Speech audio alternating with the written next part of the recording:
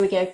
Yes, hi, it's Liz Davis here. I am a nutritionist and gut health specialist, and I help busy women with their IBS symptoms and bloating and all the other horrible things that can impact your life if you do suffer with these things. So today I was going to talk a little bit about gluten.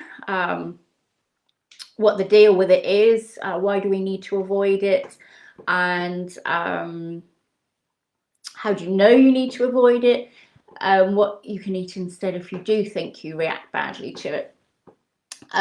So firstly, I just want to say that I'm not going to talk about celiac disease. Celiac disease is something entirely different. You would have had that diagnosed by your doctor. It's very kind of potentially serious, and you do have to avoid gluten at all costs.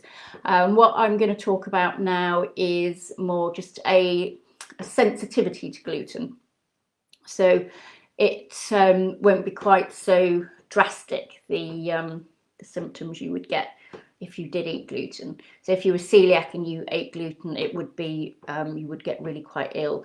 But if you're sensitive to gluten, it wouldn't be, quite so bad. So firstly, what is gluten? Well, it's actually a protein, and it's the thing in, it's the substance in bread and grains and things like that makes it all nice and fluffy and chewy, and the kind of lighter and fluffier it is, the more gluten it's got in it.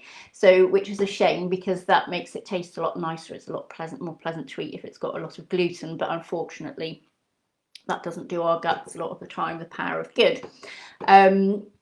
So what are the signs then? If you think you are excuse me, sensitive to gluten, you may experience a few kind of symptoms all around your body, not just in your gut. For example, well, certainly people who suffer with IBS would experience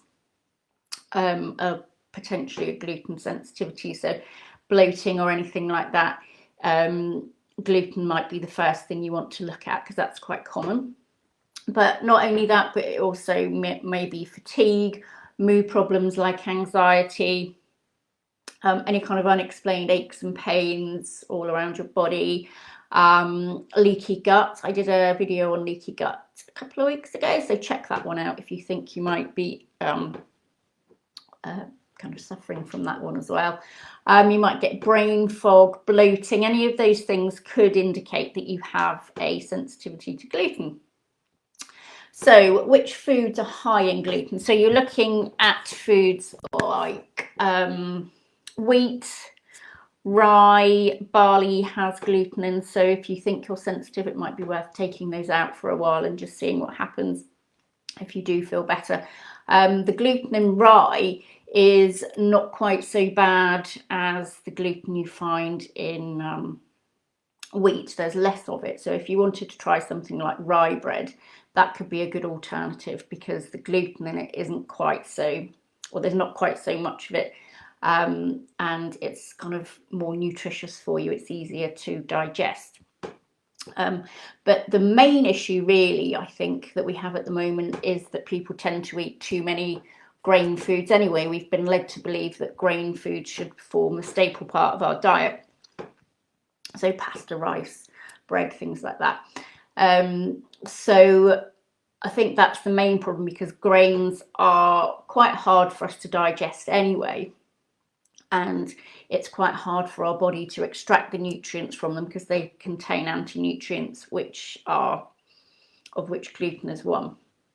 So if you kind of tip the balance slightly, so if you are eating a lot of grain-based foods like bread, pasta, etc., maybe just tip the balance into more of a focus on more nutrient-dense food, so fresh seafood and fresh fruits, vegetables, healthy fats like avocados, nuts, seeds, etc.